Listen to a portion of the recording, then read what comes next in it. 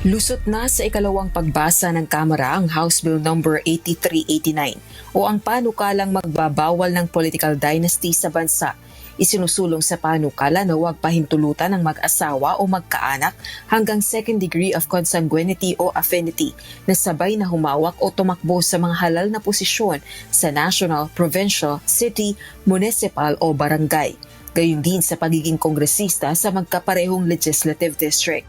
Nakapaloob din sa panukala ang requirement sa lahat ng kandidato sa eleksyon na magsumite ng sworn statement sa Commission on Elections o COMELEC na nagdedeklarang hindi magreresulta sa ipinagbabawal na dynastic relationship ang kanilang kandidatura.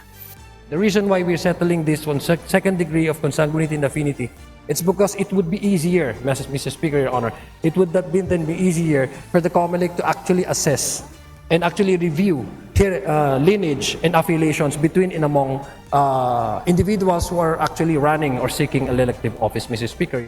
Gayunman, bago maipasa sa second reading, nagpahayag ng pagtutol ang ilang House members sa panukala dahil anila hindi naman ito tutugon sa mga suliraning dulot ng political dynasty sa bansa. Si House Deputy Minority Leader at Akbayan Party List Representative Percy Sandanya iniugnay ang gulo sa Senado sa konsentrasyon ng kapangyarihang pampolitika sa iilang pamilya. Tandaan po natin, ito man nangyari nitong nakaraang linggo, lalong-lalo na yung nangyari sa Senado. Kung walang political dynasties, di sana naiwasan ang Senate primetime bida.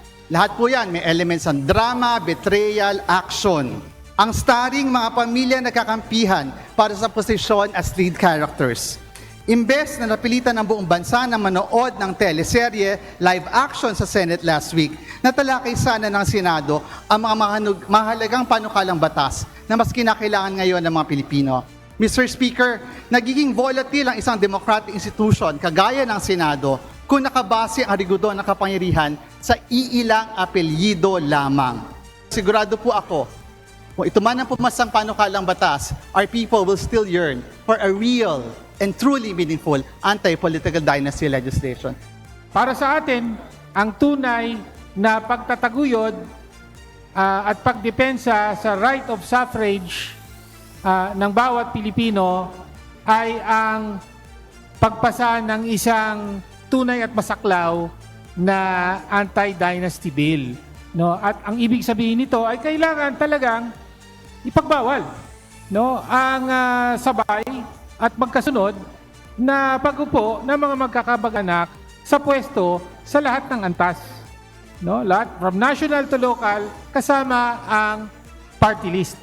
Samantala, tinangkapan ni Batangas 1st District Representative Leandro Leviste na isulong ang pag-amyenda sa ilang probisyon sa panukala, kabilang na ang gawing hanggang 4th degree of consanguinity o affinity ang political dynasty relationships at isama ang isang party list provision. Pero tinanggihan ito ng mas nakararaming House members. Para matupad ang pangako na ipagbawal ang political dynasty sa Pilipinas, nais ko pong i-propose na i-amend natin ang Section 5 sa A, B, C, D, and E, nakalagay second degree, at ang aking amendment ay palitan ito para maging 4th degree. What does the sponsor say? We don't accept. What does the majority say? Mr. Speaker, there being an objection to the proposed amendment, I move that we divide the House. Mr. Speaker, may I move for nominal voting? Majority Leader, Mr. there's a motion to divide the House. All those in favor of the amendment, say aye. Those against, say nay. Nay. The nays have it.